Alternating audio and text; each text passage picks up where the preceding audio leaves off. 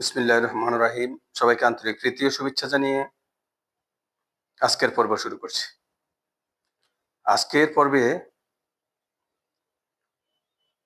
নেতৃত্ব শূন্য বাংলাদেশে তারেক রহমানের বড়ই প্রয়োজন।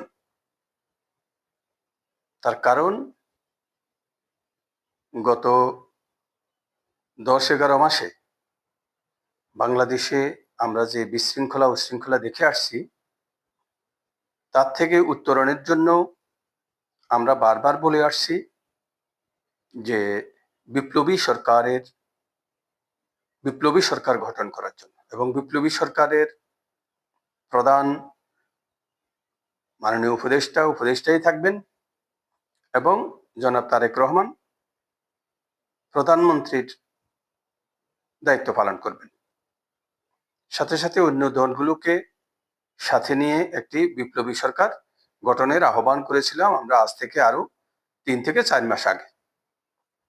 এই 3 থেকে 4 মাস আগে যদি বিপ্লবী সরকার গঠন হতো, তাহলে আজকে হয়তো আমরা বাংলাদেশে যে বিশৃঙ্খলা, এই বিশৃঙ্খলা হয়তো আজকে আমাদের দেখতে হতো না।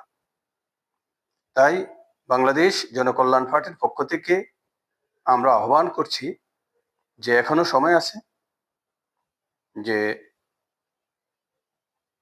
বিপ্লবী সরকার গঠন করুন এবং জনাব তারেক রহমানকে প্রধানমন্ত্রীর দায়িত্ব দিয়ে এই বিপ্লবী সরকার 2 থেকে 3 বছরের জন্য গঠন করে বাংলাদেশকে একটি স্থিতিশীল পর্যায়ে নিয়ে আসতে হবে।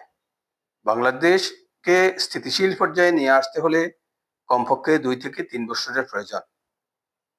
সুতরাং বিপ্লবী সরকার গঠন করে 2 থেকে 3 বছর এই বিপ্লবী সরকার এই দেশকে পরিচালনা করে দেশকে সংস্কার এবং দেশের উন্নয়নমূলক কর্মকাণ্ডে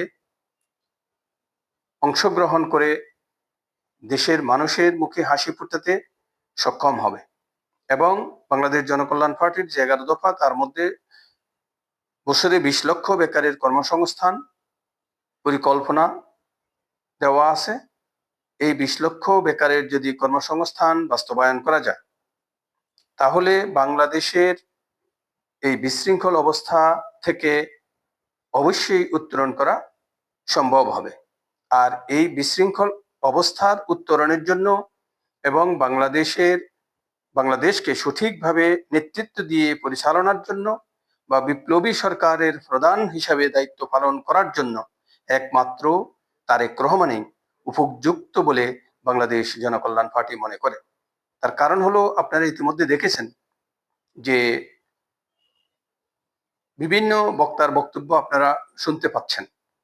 বক্তব্যগুলা কিভাবে আসছে, কেউ হাত নাড়াচ্ছে, কেউ মাথা নাড়াচ্ছে, কেউ উচ্চ স্বরে কথা বলছেন। কিন্তু আপনারা কি লক্ষ্য করেছেন যে জনাব তারেক রহমান কিভাবে বক্তব্য দিচ্ছেন? কত মার্জিত ভাষায় এবং মার্জিত ভাবে বক্তব্য দিয়ে আসছেন দীর্ঘদিন থেকে।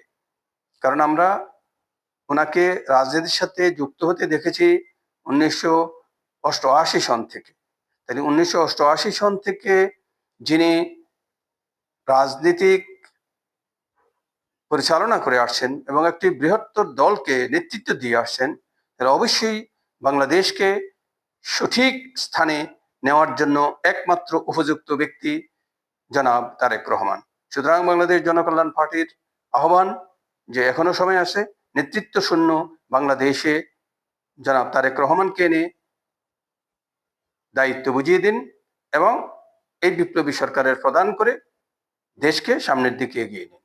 বাংলাদেশ জনকল্যাণ পার্টির পক্ষ থেকে সবাইকে আন্তরিক প্রীতি ও শুভেচ্ছা, এবং 11 দফা বাস্তবায়নে সবাই মনোযোগী হবেন এবং 11 দফা বাস্তবায়নে এগিয়ে আসবেন, এই আহ্বান জানিয়ে আজকের মতো এখানে শেষ করছি।